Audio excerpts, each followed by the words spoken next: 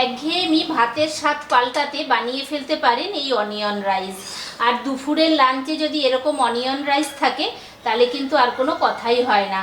আর যেসব বন্ধুরা লাঞ্চটা অফিসে করেন তারা কিন্তু টিফিন বক্সে এইরকম একটা রাইস রাখতে পারেন, খেতে কিন্তু খুব সুন্দর হয় আর এর স্বাদও অসাধারণ।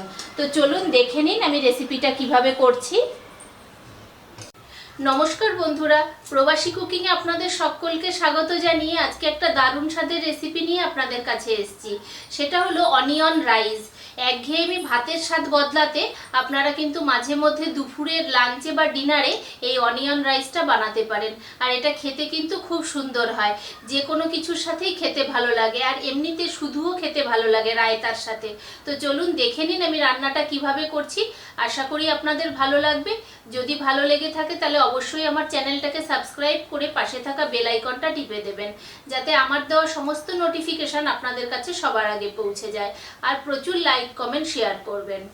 অনিয়ন রাইস বানানোর জন্য এখানে কিন্তু ভাতটাকে আমি রেডি করে নিয়েছি। আর এই ভাতটা কিন্তু আমি বাসমতি রাইস দিয়ে করেছি। আপনারা রেগুলার চাল দিয়েও কিন্তু এটা করতে পারেন। আর দেখুন ভাতগুলো কত সুন্দর ঝরঝরে হয়েছে।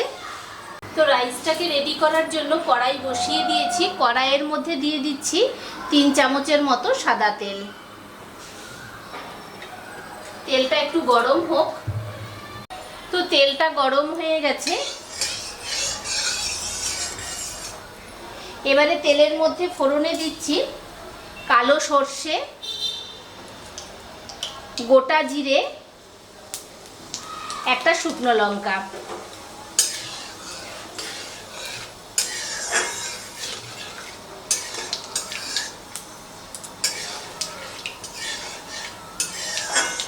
ফোড়নটাকে ভেজে নিয়েছি।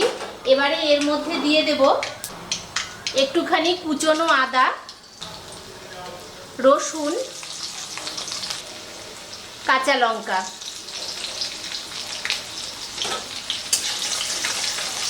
আদা রসুনটাকে একটুখানি ভেজে নেব।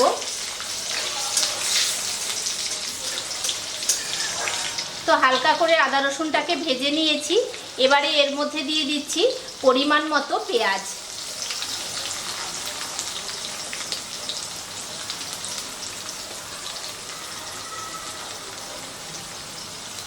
পেঁয়াজটাকে কিন্তু খুব ভাজা যাবে না, হালকা করে ভাজতে হবে।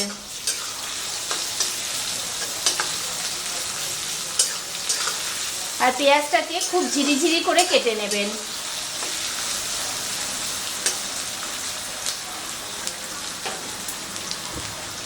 তো পেঁয়াজটা দেখুন হালকা করে ভেজে নিয়েছি।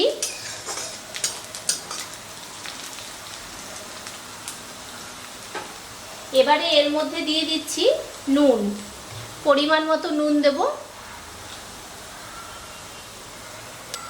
আর দিয়ে দিচ্ছি হলুদ গুঁড়ো, কাশ্মীরি লঙ্কার গুঁড়ো। আর দিচ্ছি একটুখানি গোলমরিচ গুঁড়ো।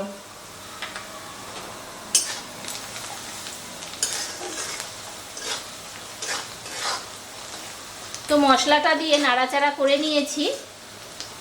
এবারে এর মধ্যে দিচ্ছি রেডি করে রাখা ভাতটা।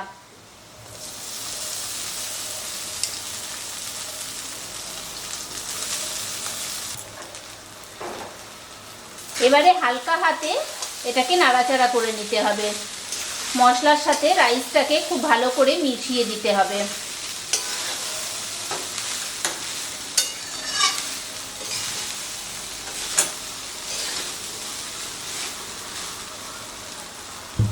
তো রাইসটাকে মশলার সাথে দেখুন ভালো করে মিশিয়ে দিয়েছি।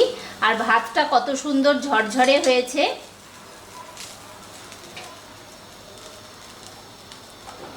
এবারে এর মধ্যে দিয়ে দেব একটুখানি ধনেপাতা কুচি।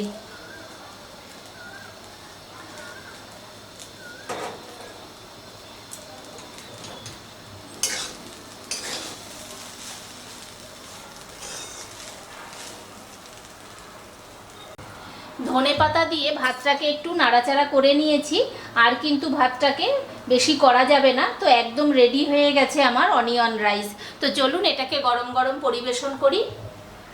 তো বন্ধুরা, রেডি হয়ে গেছে অনিয়ন রাইস। এটা কিন্তু খুবই চটজলদি হয়ে যায় আর একদম কম সময় লাগে, আর খেতে কিন্তু অসাধারণ হয়। তো আজকের আমার এই রাইসের রেসিপিটা আপনাদের কেমন লাগলো অবশ্যই সবাই কমেন্ট বক্সে জানাবেন। আজকের মতো এই পর্যন্ত, দেখা হচ্ছে নেক্সট কোনো ভিডিওতে। সবাই ভালো থাকবেন, সুস্থ থাকবেন।